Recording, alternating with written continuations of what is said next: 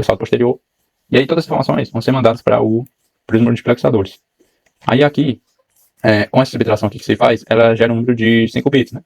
Entra 4 e aí sai 5. Aí eu botei uma OU aqui para escolher, né? Tipo, como é esse 4 é sempre 0, né? Porque não vai haver número de 4 bits, porque você está subtraindo 4, 4. E aí eu botei em 0, vai ser 0, né? E aí eu botei uma OU com a S3 para produzir só uma saída. Aí eu mandei para E2, que é a situação 1, 0, né? Das chaves. 1, 0, aí você tem a produção para essa chave, que é a 2 binário, do multiplexador. Então esse foi o circuito de tratamento de informação. Aí, pronto, eu não expliquei. Tem a parte de registrador de deslocamento, né? Pronto, aí no que foi verificado o estado, no que foi calculado o saldo, esse saldo é mandado para flip-flops do tipo D. Esses caras, eles têm, aí, basicamente, eles têm um papel de guardar a informação, né? E atualizar o saldo no momento em que for registrado um mês, né? Então, os contadores de mês lá embaixo, que eu vou explicar mais à frente, no momento que gera um mês, eles atualizam os flip-flops, né? E aí, eles mandam o saldo pro final deles. E aí, que manda para esse decodificador aqui, BCD 7 segmentos, que exibe o saldo no display de 7 segmentos do zero, né? O display zero da placa FPGA. Então, basicamente, é isso. O sistema de tratamento de informação. Aí tem também o circuito de produção da informação, que é nele que vai ter a aferição do consumo, a aferição do mês, né? Contagem do mês. E tá aqui. Tá aqui ele. O início, basicamente, aqui. É o contador de 10 segundos para formar uma cota, né? Então ele conta 10 segundos, esse contador aqui é 4 bits, né? De 4 bits, ele conta de 0 até 16, né? 15, na verdade. Só que eles, nesse caso, eu só preciso contar até 10, né? Basicamente o funcionamento vai contando aqui, né? Normalmente, e ele vai fazendo a verificação com um detector de igualdade que eu já havia explicado. Nesse caso aqui só uma saída. Esse detector de igualdade de uma saída, ele tem um valor padrão aqui de 10 segundos, né? Então no momento em que esse contador aqui marca 10, né? Que seria marca 10 segundos, ele envia um, né? Envia um para cá para resetar esse flip-flop, né? Manda um para cá aqui invertido, fica 0. Esses caras aqui, esse processo aqui, é um habilitador de prioridade que eu vou explicar mais na frente. Aí basicamente ele decide qual prioridade vai ser dada, né? Primeiro, né? Qual o processo vai ser executado primeiro? Um reset deste 10 segundos ou um reset geral? Eu vou explicar mais na frente. Aí basicamente ele manda 0 para cá, que aí esses flip-flops aqui são ativados por 0, então no momento que ele vê 0 ele ativa, né? E aí 0 e começa a contar novamente por 10 segundos. Esse 1 que ele produz quando ele faz 10 segundos é mandado para cá, pro clock desse flip-flop aqui, que é os marcadores de cota de 8 cotas de mês, né? Um mês 8 cotas, então ele envia para cá esse clock. E aí dá um clock, ou seja, marcou uma cota. Aí depois ele vai uma outra, e até 8. E aqui há um detector de igualdade, que esse contador vai rolando, vai acontecendo, e ele vai comparando com 8, né? No momento que ele dá 8, ele vai fazer o processo, um mês, passou-se um mês, então ele vai mandar para o flip-flop lá de cima atualizar, vai mandar o flip-flop lá de cima atualizar, vai mandar também algumas informações de resetagem de contagem do consumo, né?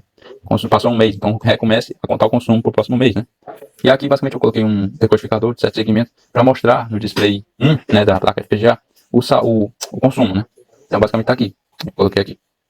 Aí como eu já expliquei, no que ele diz que passou-se um mês, ele vai vir para cá, né, e vai haver um processo, um habilitador de prioridade, que eu vou explicar mais na frente, que vai resetar também esses flip-flops aqui, que são os contadores de consumo, né, de 10 segundos, que acumulam, né, para formar uma cota, para contar o consumo, né, porque a gente já tá tabela lá de cálculo de consumo, né, que 10 segundos na simulação seria uma cota, 40 e assim vai. Está se baseando nesses valores, por isso que é 10. E aí, aqui ocorre o cálculo do consumo, né, então esse cara conta 10 segundos, aí marca uma cota de consumo.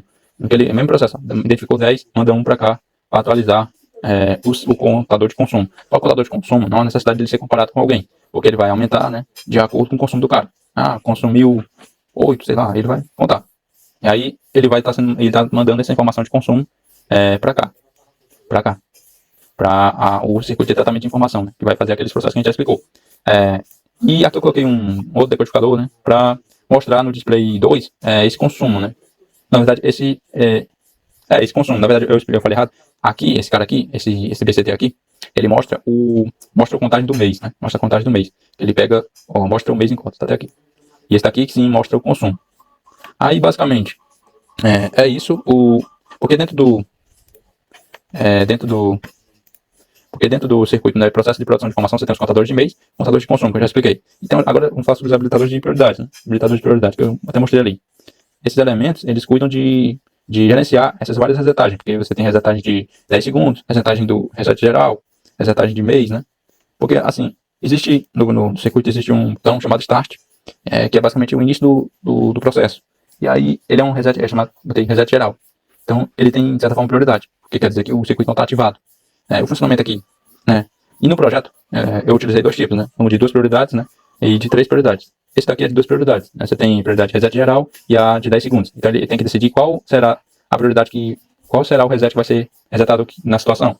Então basicamente o funcionamento é o seguinte: se o reset geral tiver como 1, que quer dizer que o circuito está funcionando, ele deve enviar, ele deve falar: ah, não, a minha prioridade, eu não estou fazendo com que o circuito seja 0. Eu estou deixando acontecer. Então, no que é 1, ele manda 1 para cá, para esse buffer de seleção que habilita, né? E deixa passar o 10 segundos aqui, o sinal de 10 aqui, que está sendo 0, se for o caso de resetar, para as saídas. Né? No que esse cara aqui, o start for 0, ele desabilita esse cara, passa para essa inversora, fica 1, habilita esse cara e manda o sinal de 0, o sinal dele, né? Para cá também, para resetar. Eu sei que tem um processo de resetagem, de modo geral, mas é bom para ter isso.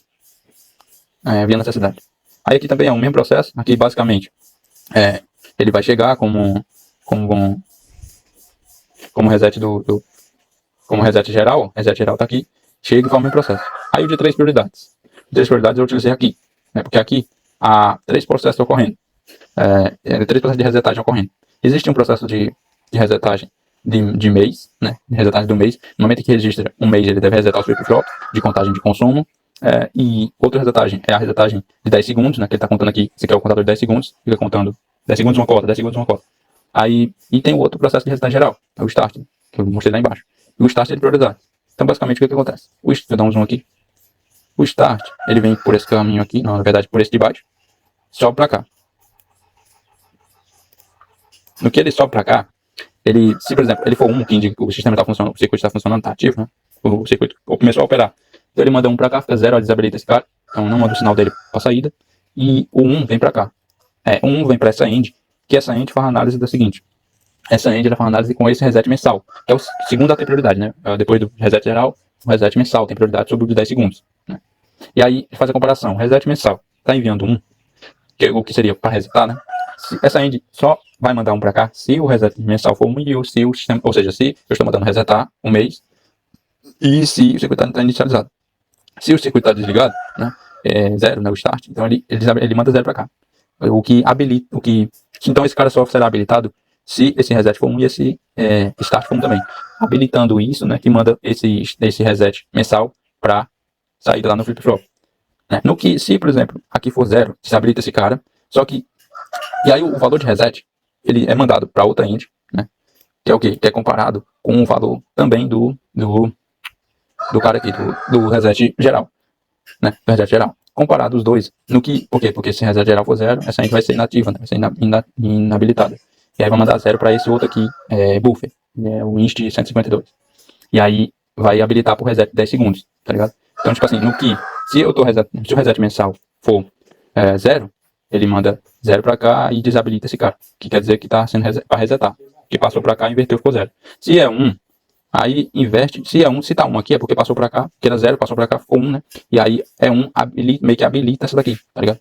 Então no que reset mensal, meio que não opera quando o reset de 10 segundos opera. Basicamente isso.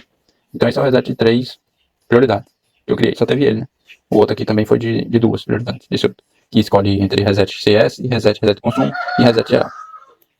Aí outro elemento do circuito que eu coloquei aqui são geradores e transmissores de clock. A gente queria desde o início um gerador de clock automático, né? Podia ficar tacando o dedo lá, dando para dar clock aí também. Então a gente utilizou para isso um mecanismo da própria FPGA, uma ferramenta. A FPGA disponibiliza uma entrada de clock. Só que essa entrada de clock ela é de 50 MHz, ou seja, 50 milhões de oscilações por segundo. Isso daí seria muito grande, né? A gente quer uma oscilação por segundo. Então, para a gente converter isso, como a gente ia ter que converter isso? A gente, né, procurando muito na internet, a gente encontrou um mecanismo usando o LPM Counter, que é um contador. E esse contador, basicamente, ele conta, você coloca um valor para ele contar, e aí ele conta até esse valor. E ele gera a saída, né, com a largura de bits, né, do número que você quer contar lá. Então, no caso, como é que eu... Tem até aqui as imagens da configuração que eu fiz nele. Vou mostrar aqui. Aqui. Basicamente, ele, primeiramente, a primeira janela eu dei next, né?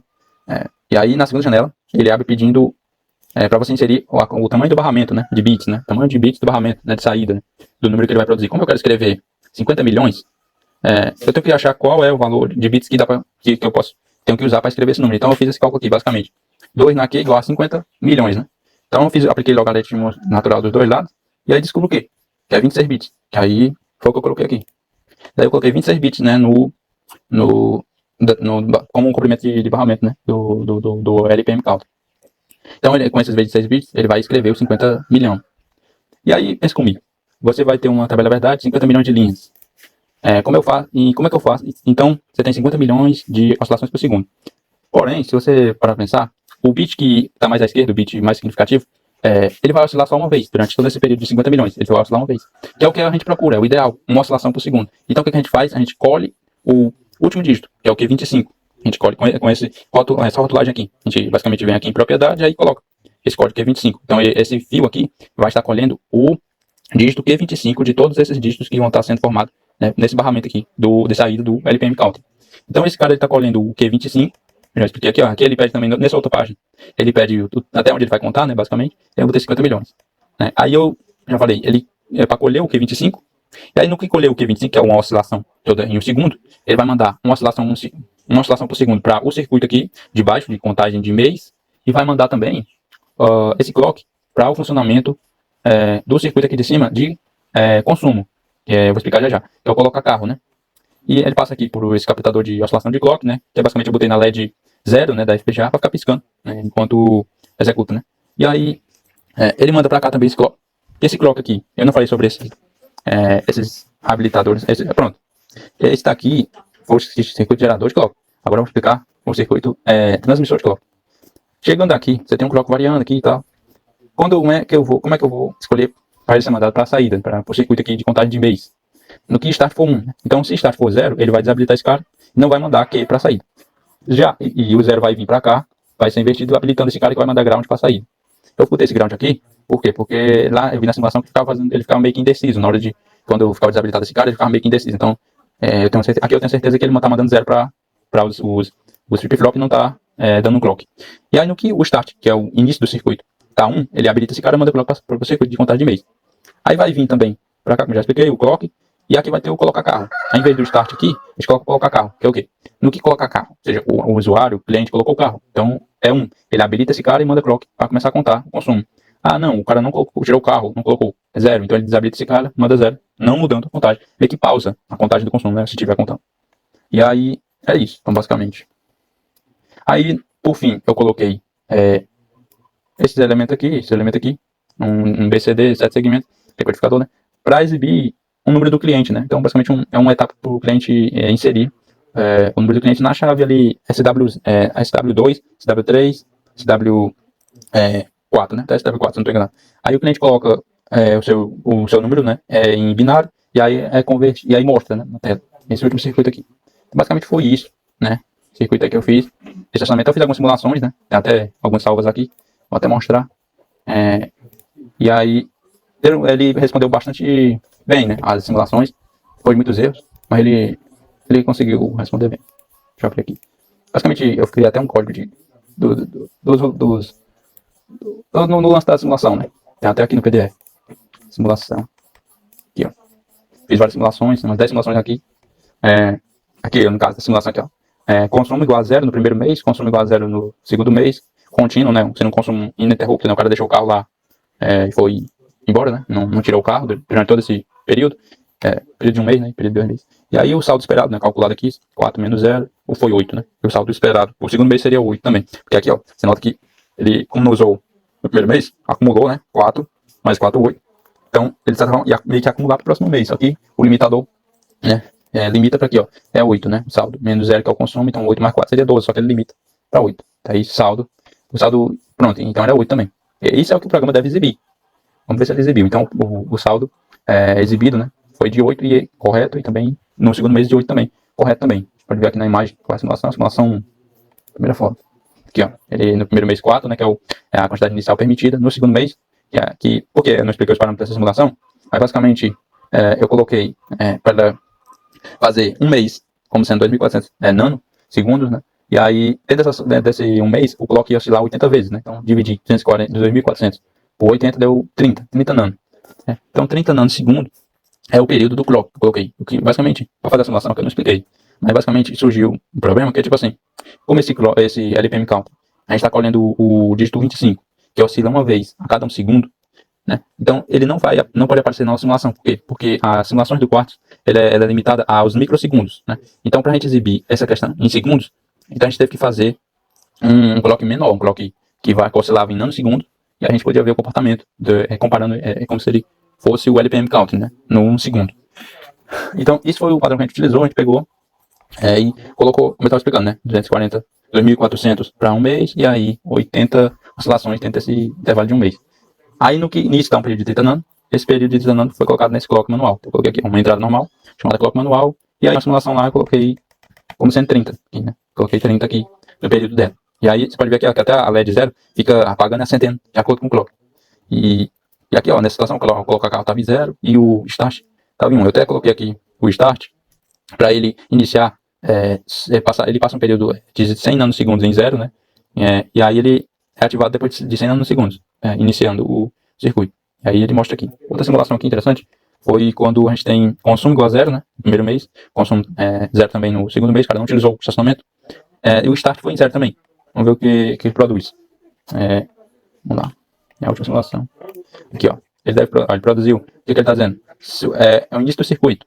Então ele tem a cota inicial permitida. Então a situação de saldo ficou em 4, né? Que é o que a gente programou realmente. Se a gente for reparar aqui, ó. Aqui não. Se a gente for olhar aqui, por que 4, né? Porque é a situação permitida inicial. Porque, pronto, me lembrei que eu ia explicar. Tipo assim, no que o circuito, o start é 0. No que o start é 0. Esses flip-flops aqui, eles vão automaticamente serem configurados para mostrar 4. Que é o que? Se é a situação inicial, o cliente, o padrão, tem direito a 4 cotas. Então, a situação inicial, se start é 0, o flip-flop aqui manda o salto para 4. Né? Manda aqui desse jeito. A condição inicial, start 0 ali. Vem aqui, ó. Ele dá o clear nesse cara, reseta ele, né? Reseta ele, esse cara, que é o SD0, reseta é o SD1. Aí chega aqui, reseta, coloca 0 no preset desse cara para botar esse flip-flop para 1 e bota aqui, ó, nesse daqui clear 0 também. Ele está escrevendo basicamente 4 em binário, né? Você reparou, né? 0, 1, 0, 0. E é isso o processo. Então, eu acho que foi tudo. E eu acho que é tudo. Deixa eu olhar um PDF aqui, ver se não tem mais nada. A simulação, conclusão. A conclusão basicamente, o circuito respondeu bem, né? As simulações. E vale ressaltar que esse processo, ele só é efetivo, né? O objetivo dele principal era contabilizar, fazer a aferição de consumo e saldo e tal, para uma vaga. Né? Em um sistema, um estacionamento com várias vagas, a gente poderia ter você poderia ter esse circuito mais resumido, ou de alguma outra maneira, só responsável por fazer essa conta de consumo e de elaboração de saldo, e aí ia ter um sistema paralelo que ia ficar contando mês, e aí ia ter para cada vaga ia ter esse sistema de contagem de consumo, sabe, que enviaria a informação para uma espécie de banco de dados, que ia fazer, né, meio que, de acordo com o número do cliente, ia fazer um controle, podia ser uma memória até, e aí, isso aí é assunto para um outro trabalho, outro projeto, a versão 2 desse talvez. Aqui nas referências eu utilizei eu olhei um vídeo desse cara, né, no YouTube, que ele explicou a usar basicamente o LPM Count. E foi isso. Acho que terminou o trabalho. Falei, foi demais.